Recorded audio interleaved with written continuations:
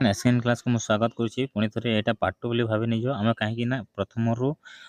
प्रथम नंबर एक रु जाए गोटे लंग भिड होती किंतु सठिक क्वेश्चन आंसर मुझे ऑडियो आकार तुम शुणिक से वीडियो को देखी नेब डिस्क्रिप्शन में मिल जाए आम चैनल से वीडियोटा अलरेडी रही तुम से देखिकी तार आंसर करनेब एबे जीवा आम द्वितीय नंबर को द्वितीय नंबर कौन कौन अच्छी देख द्वितीय नंबर संक्षेपण निज भाषा उत्तरम लिखिता बोली कही जोटा कि ये 5टा नंबर को तुम देखी नियो 5टा नंबर क अच्छी अर्थात निज भाषा संक्षेप पर लिख माने धाड़ी दुई धाड़ी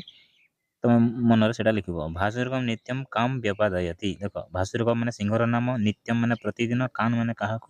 व्यपादयती बोले मारुला माने भासुरक प्रतिदिन क्यों मान को मारुला तो आमको आंसर आसो जे भासुरक प्रतिदिन से ही बण में बसवास कर जीवजंतु मान को मारुला शशक कूप मध्य किम अपश्यत शशकटा कुआ मध्य कौन देखिला यहाँ तुम आंसर तुम लिख शशकर पाली आसला शशकर पाली आसला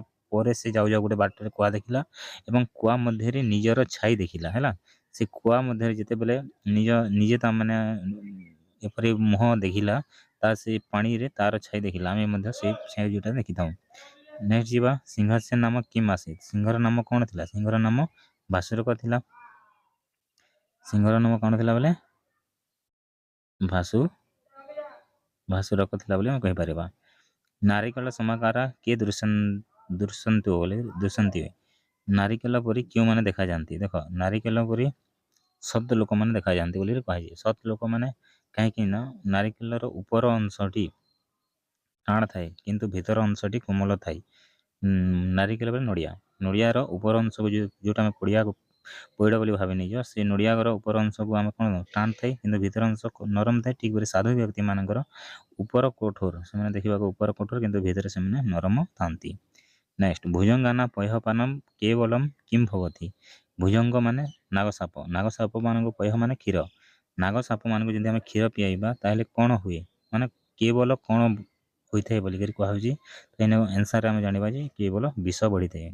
भुजंगानम पयहपानम केवल विषवर्धनम विष माने नागसाप को तुम जिते क्षीर पियाओ ता शरीर केवल विष ही आसो है तो यहाँ द्वितीय नंबर क्वेश्चन आंसर तृतीय नंबर चतुर्थ नंबर कौन कौन कही मुझे कहीदे शब्द रूपाण अभ्यास गुरुत्व ये शब्द रूपर अभ्यास कर गोटे गोटे अच्छी ये सब शब्द रूप मैंने तुम डिटेल गोटे गोटे स्क्रीनशॉट आकार तुम गोटे अलग वीडियो में तुमको देदेवी तुम से देखी नेब तापर यहाँ वर्णनाम उच्चारण स्थान अभ्यास गुरुत्व क्यों वर्ण क्यों जगार उच्चारण होता है सेटा गोटे नेक्स्ट वीडियो तुम मानक देदेवी से देखी नेब प्रथम अनुच्छेद पठित्वा मातृभाषा अनुवाद लिखुत्व ये प्रथम अनुच्छेद अच्छी ये प्रथम अनुच्छेद ओडिया कौन हम